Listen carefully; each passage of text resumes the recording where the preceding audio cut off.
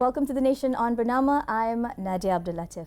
Motherhood is often spoken about as a miracle, but for many women, the road to that miracle is paved with loss, resilience, and rediscovery. Today, we're honoring those untold stories, and joining me is 𝐓𝐇𝐄 𝐍𝐀𝐈𝐒. She's an intellectual property lawyer and also author of Finding Aryan, whose journey through motherhood has been one of profound personal awakening, she says. Her story isn't just about becoming a mother, it's also about becoming herself. Welcome to the studios and thank you for joining with me today. Thank you for having me here today. Now, what made you decide that this very personal journey needed to become a book? Okay, yes, you're right. It's a very personal journey. And a lot of times people who go through such journeys tend to close the chapter once they are done, for whatever reasons, whether it's too painful to look back, or they consider this as a failure, or it's simply a very private and personal. So a lot of times, stories are not shared. There's no community, there's no information sharing, and you may not know what the other couples have gone through. And so when I was going through this journey, I had this question that came up constantly, that if I were to go through this journey, you know, there's a lot of things that I'm doing, and if there is some learning here, how do I share the story? I mean, how do I share this information? It's all going to go wasted. And what about those who have limited resources? I mean, I was lucky, I was fortunate that I had all the resources. I had access to IVF treatments, alternative therapies, to buy self-help books, all these modalities, but many people don't. So, you know, how do I help people? If this is something that I'm going to go through, I'm going to get through on the other side. I don't want that to get wasted. I was looking back to those women who were on the other side of the bridge, you know, to help them. And so I bought a notebook. I started making notes. This was part of the journaling, and also some notes that I thought maybe one day I would share this. But I did not think that it would end up or manifest into a book. I actually thought I would end up blogging, but I had enough content, and here you are, the book. Amazing. I mean, you can see here, I mean, you've got it right here. It says, Finding Aryan, an uncharted journey into conception, spirit babies and motherhood. I'm going to ask you more about spirit babies, but with permission, your memoir actually was born out of a lived experience. And here we were talking about 7 pregnancies, stillbirth, IVF, and you know, there's a lot to unpack, and I can only imagine what it took to really kind of, this is a labor of love. It came from a very deep place. Now, when did you realize that motherhood wasn't just a medical journey, but also one which was an emotional and spiritual odyssey for you? So I had a miscarriage first, and then I had 2 ectopics back to back on the same site, which is quite rare. In fact, very few reported cases. And then I went through IVF, and I had a stillbirth. So that was the IVF baby.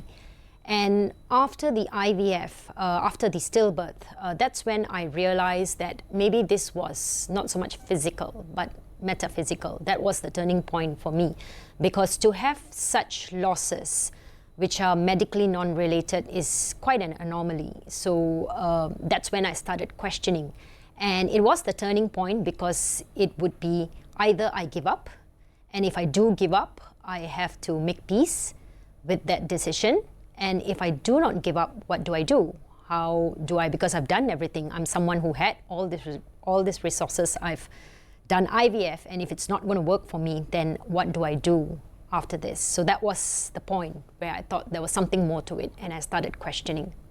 You actually mentioned that writing really helped you to process a lot of the emotions and the grief that you were going through, and you said originally you thought this was going to be a blog.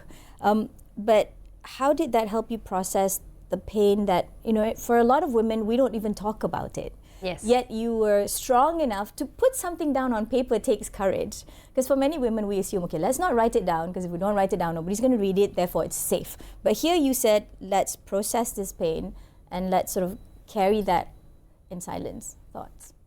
So journaling is something that I've been doing since young. I find it very therapeutic, and it is a very good outlet for women, especially on these kind of journeys, which can be quite isolating. There's no one to speak to, and even if you do speak to someone, they may not understand.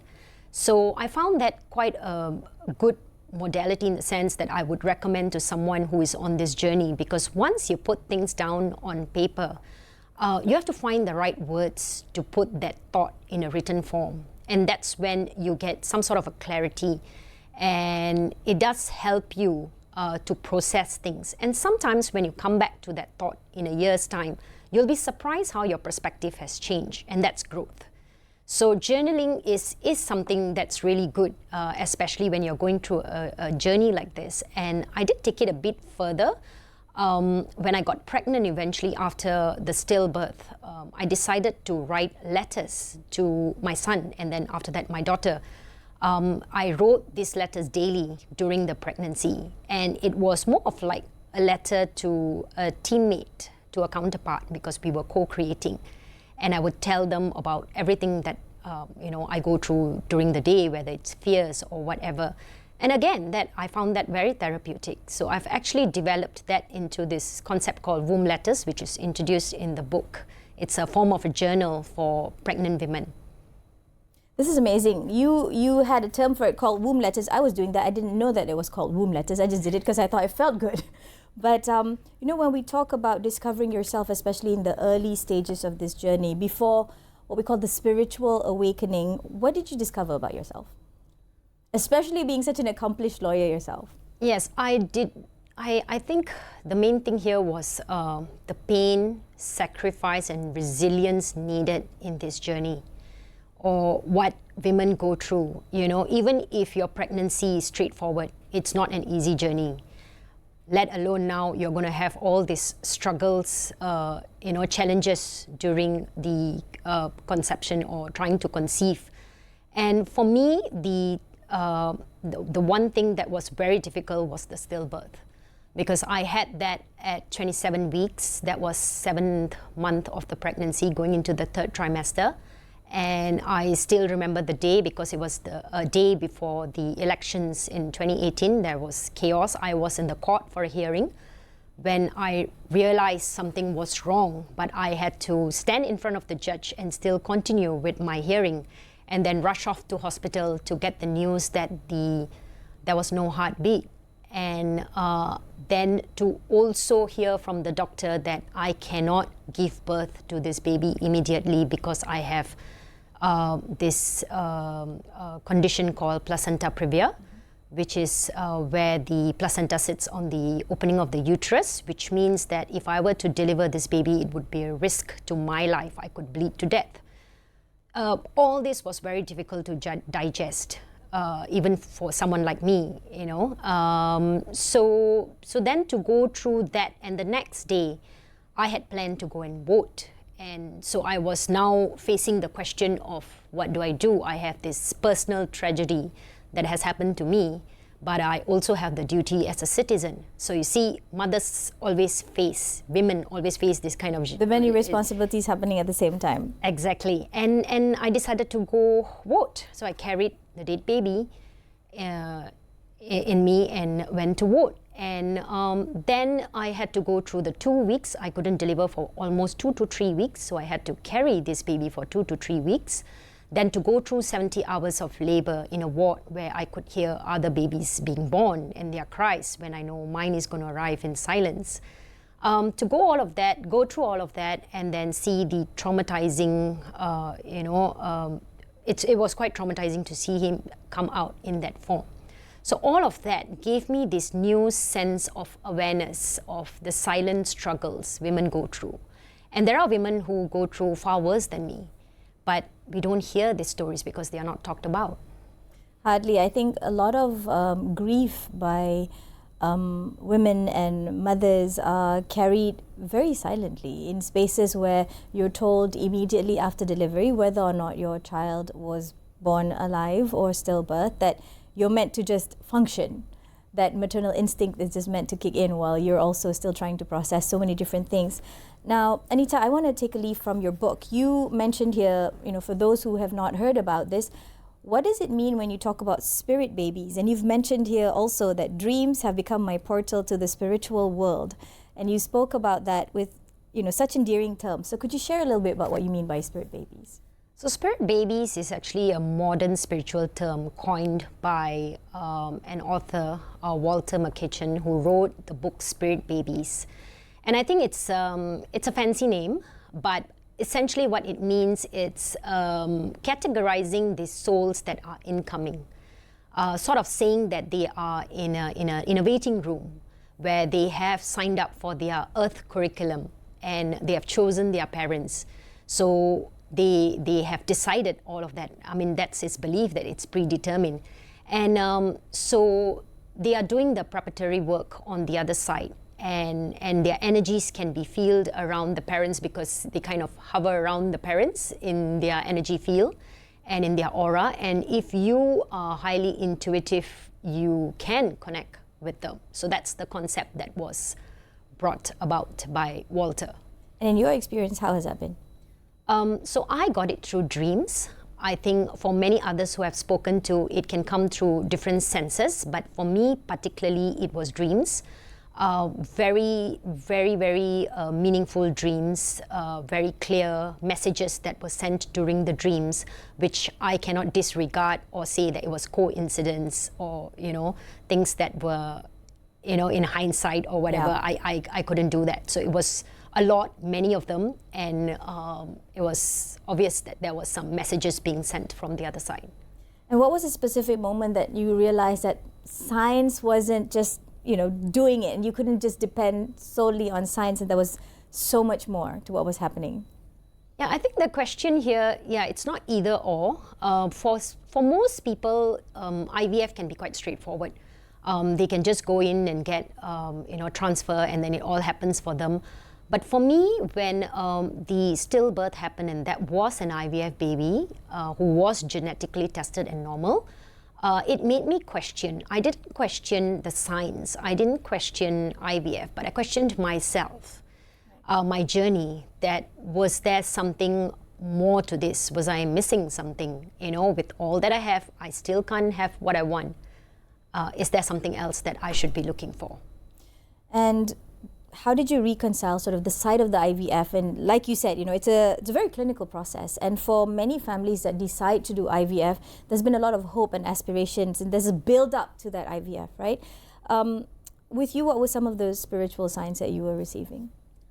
So I am an IP lawyer, and of course, I'm very practical. My husband is a medical doctor, so we were both very practical and logical. But once we started receiving these signs, I mean, it was very hard to convince him, but I was convinced, I guess, easier. It was sort of maybe coming to this conclusion that creation is not mechanical.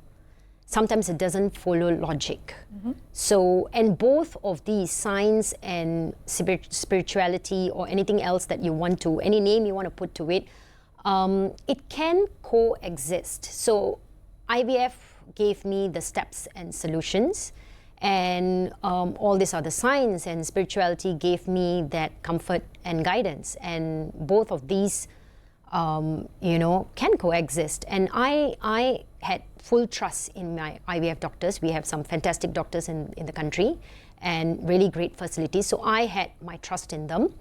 But I also paid attention to my dreams and intuition. At the end of the day, we believe that faith is also about believing in the unseen, and spirituality is not always able to be explained through science. And I'm sure, being two very accomplished professionals, it was quite a journey to reconcile between, okay, this is one path that I know is logical and I know is the thing to do, and there's the other, because Malaysia is of course home to many beliefs, and it's universal, but it's still diverse in the way that we believe in things. So how can this story, I suppose, resonate with someone who might be scientific, or someone who might be spiritual, or someone who might be somewhere in between? Yes, so like you said, actually the theme is very universal. At its core, it's about being human. So I think we shouldn't look at it from the lens of religious beliefs, and it is about longing for a child, the journey to parenthood, which is, in every human. And so you don't even have to understand the concept of spirit babies or, you know, give any term to it. I think it is about as simple as intuition, which most women have. And we are also born with maternal instincts. And when we have a child, we form that bond where sometimes you can even have intuition when something is going to go wrong. So the idea here is that bond is formed even before conception. And for me, the signs that came, the dreams that came, I didn't have to find meaning of it in my religious belief.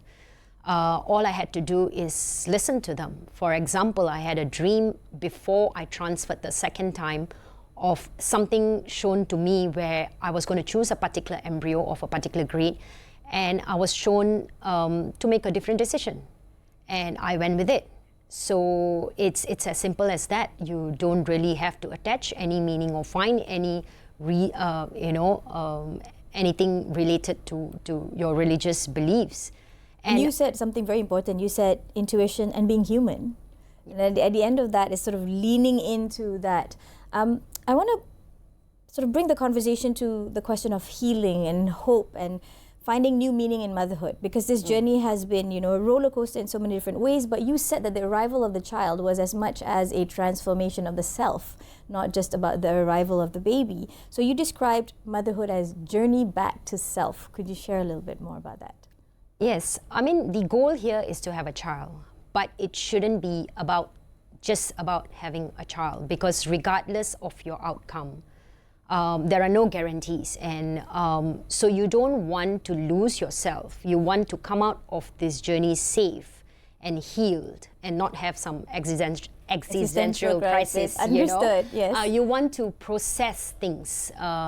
And so it is actually a journey which gives you the chance to transform, to learn, rather than be looked as punishment or something negative. I reflected a lot on my boundaries, the things that I was doing. I dug deeper into my childhood trauma. So these are all the things that I did. And in the end, when I say I found myself as a better version. And that's the point here. You know, you want to be that better version. You want to be prepared to take on that new role. Definitely. Now, this is a very difficult subject, but for couples who are dealing with grief and loss and not knowing what to do, what has helped you to keep hope alive, and maybe something that, you know, they might take a leaf from and be inspired? So I always looked for success stories, and that is another reason why I wrote this book, because mine is one such story. And I think it's very important to look for these stories, because not only they are inspiration, but they also do show you that you're not alone. And so you want to keep that positivity going, because you don't know how long the wait is. And you want to also tell yourself that you are where you're supposed to be, you know, because every loss, every setback, it doesn't mean you're regressing. Exactly. So you know, you have to look at it very positively. You're exactly where you need to be. Now, when we talk about families, there are many people who, this includes partners, this includes extended family members, and grief is of course felt by the mother, but of course sometimes also felt by the other family members who are not necessarily discussing or talking about this as much as they should.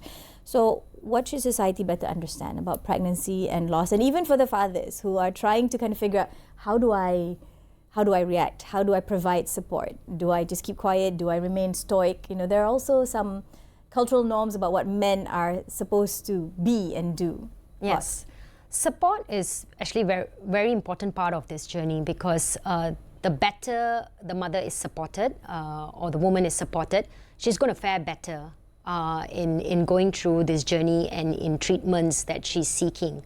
So, and the support comes from, especially from the partners, the spouses, and then from the family, friends and colleagues as well. So there has to be open communication, rather than people saying, I don't know what to say, so I'm just going to remain quiet. You know, I'm not going to say anything.